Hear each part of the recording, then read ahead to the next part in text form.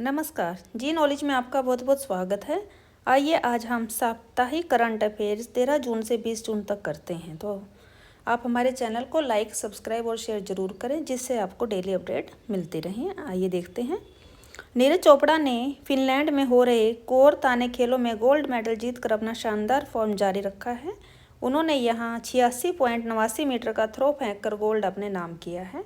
तो आपको पता ही है 2021 में भी नीरज चोपड़ा ने स्वर्ण पदक हासिल किया था ओलंपिक खेलों के अंदर।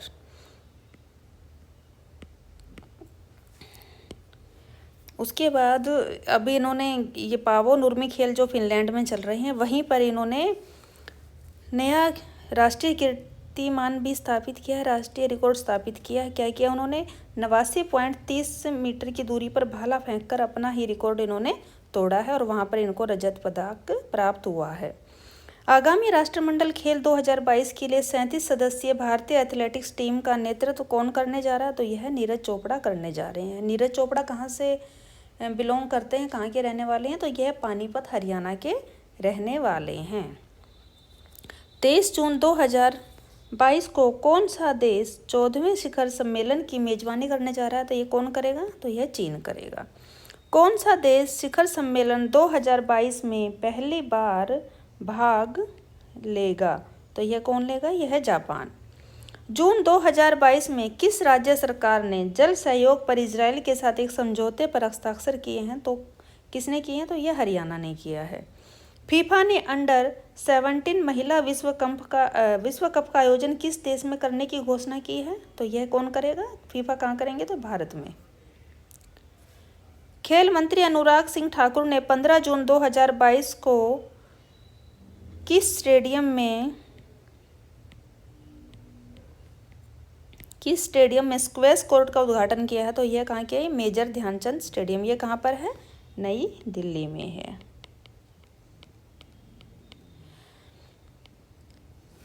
आइए नेक्स्ट देख लेते हैं। मिसेज वर्ल्ड इंडिया 2022-23 के रूप में किसे ताज पहनाया गया? तो यह सरगम कौशल को। किसे संयुक्त राष्ट्र महासचिव एंटोनियो गुटेरस ने अपने प्रौद्योगिकी राजदूत के रूप में नियुक्त किया है? तो यह अमनदीप सिंह गिल को। कर्नाटक का नया लोकपाल किसे नियुक्त किया गया है? तो यह न्यायमूर्ति भीमन गोंडा समन गोंडा पाटिल को। भारतीय रिजर्व बैंक ने आर सुब्रमण्यम कुमार को किस बैंक के एमडी और सीईओ के रूप में नियुक्त किया? तो आरबीएल बैंक के। Cellular operators association of India के अध्यक्ष के रूप में किसे नियुक्त किया गया? तो यह प्रमोद के मित्तल को।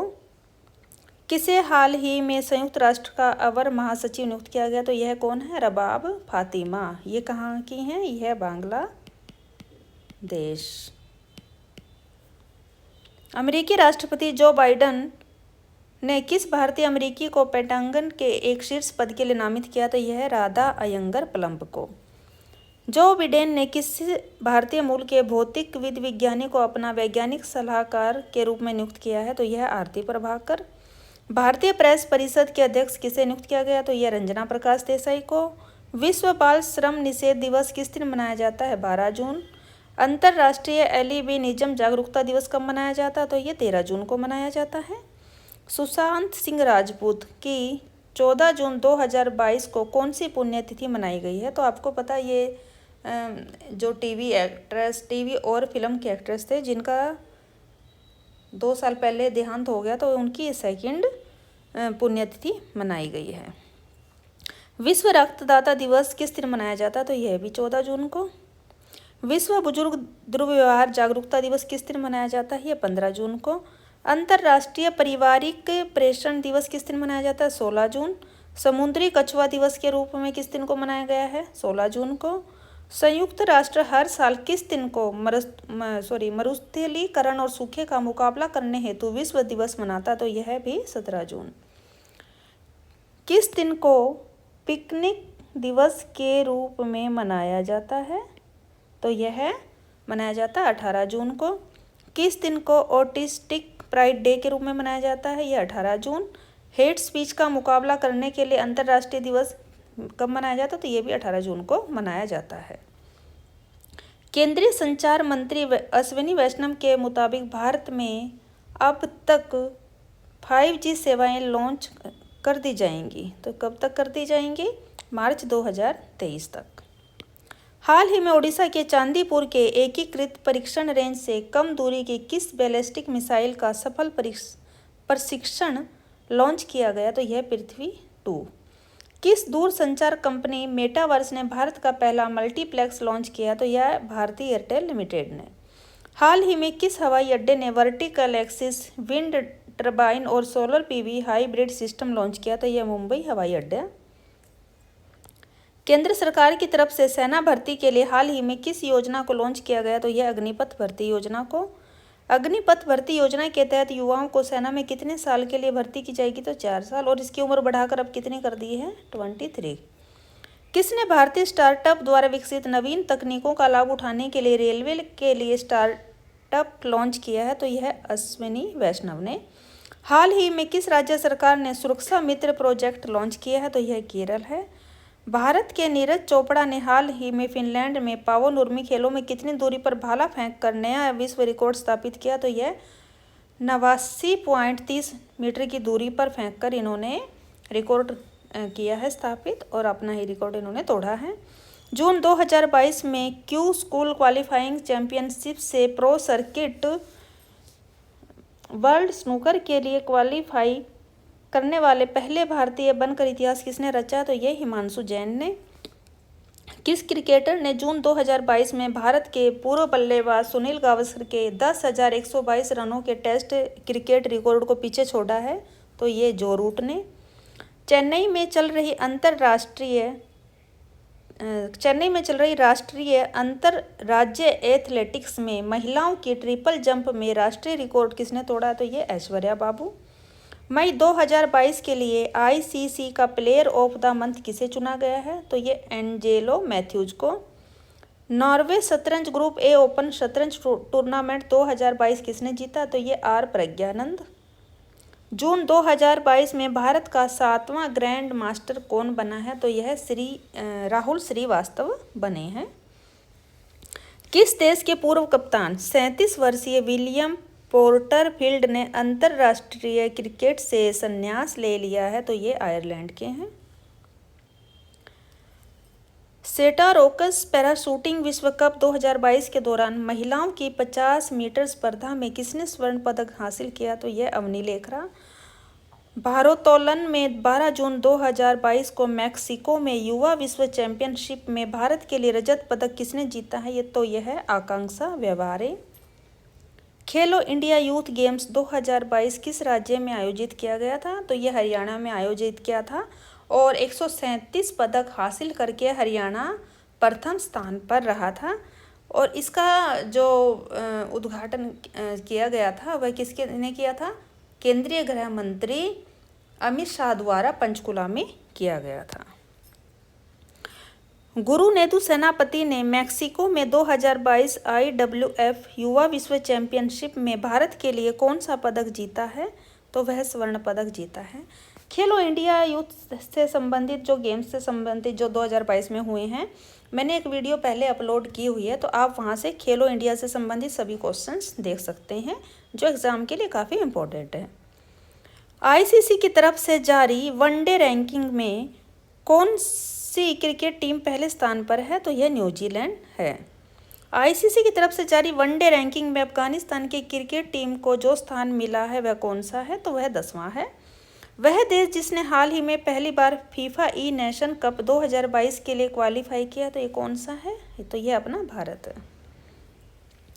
किस स्टेडियम में SAI पहली बार स्क्वैश कोर्ट खोले हैं? तो वह मेजर ध्यानचंद नेशनल स्टेडियम में। GST काउंसिल की 47वीं बैठक का आयोजन किस शहर में किया जाएगा? तो यह श्रीनगर में होगा। वह देश जिसने 2028 में निरंतर बिजली प्राप्त करने हेतु अंतरिक्ष में एक सौर ऊर्जा संयंत्र शुरू करने की योजना का प्रस्ताव रखा, तो कौन है? ये चीन। किस देश में अब गांजा रखना और उसकी खेती करना अपराध की श्रेणी में नहीं माना जाएगा? तो यह थाईलैंड है, लेकिन दवाइयों के रूप में इसे अभी भी मान्यता नहीं दी गई है।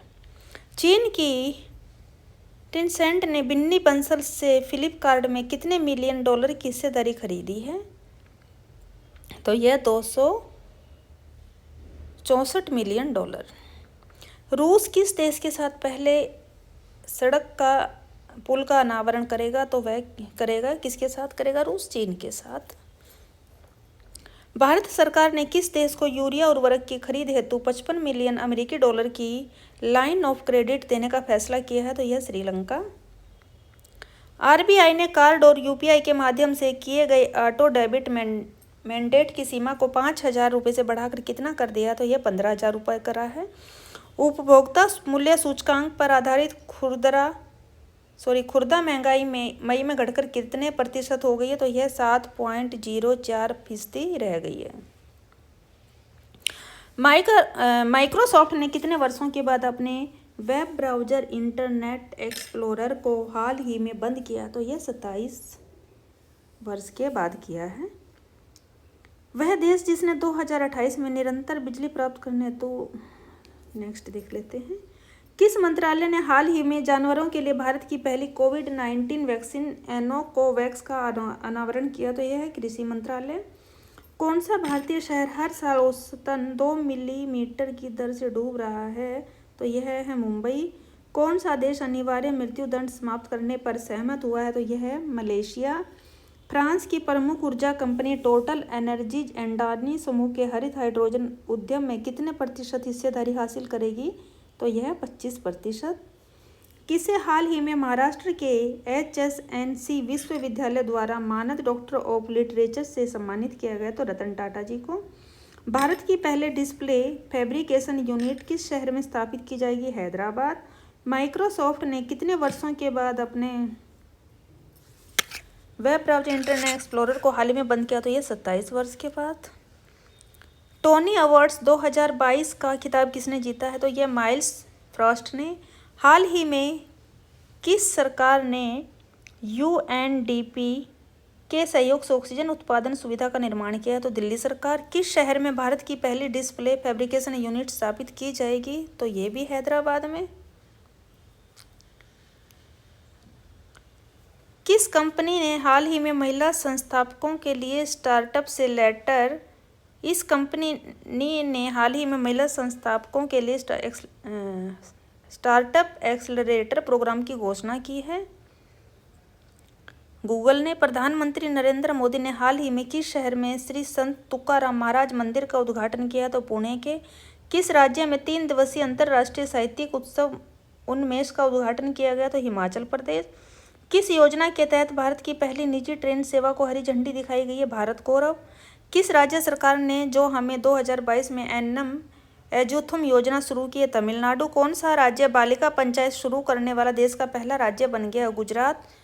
हमजा अब्दी बरे को किस देश के प्रधानमंत्री के रूप में नियुक्त किया गया है? तो यह है सोमालिया। हाल ही में 2030 तक क्लाइमेट ग्रुप की 100% ईवी फ्लीट की EV 100 पहल का समर्थन करने के लिए GOBP ने किसके साथ समझौता किया है? जोमेटो। किस प्रौद्योगिकी संस्थान ने सेप्टिक टैंक को साफ करने के लिए एक रोबोट विकसित किया है? तो यह भारतीय प्रौद्योगिकी संस्थान मद्रास ने। किस अंतर्राष्ट्रीय बैंक ने भारत में स्टार्टअप्स को $250 मिलियन उधार देने की घोषणा की है? तो यह HSBC इंडिया ने। किस देश में UPI और रुपे कार्ड की स्वीकृति के लिए भारतीय राष्ट्रीय भुगतान निगम ने लाइरा नेटवर्क के साथ एक समझौता किया है और उस ज्ञापन पर हस्ताक्षर किए हैं? तो यह कौन है? फ्रांस। भारत और किस देश के बीच नई दिल्ली में द्विपक्षीय व्यापार को बढ़ावा देने के लिए पहली वित्तीय वार्ता आयोजित की गई है? तो जापान।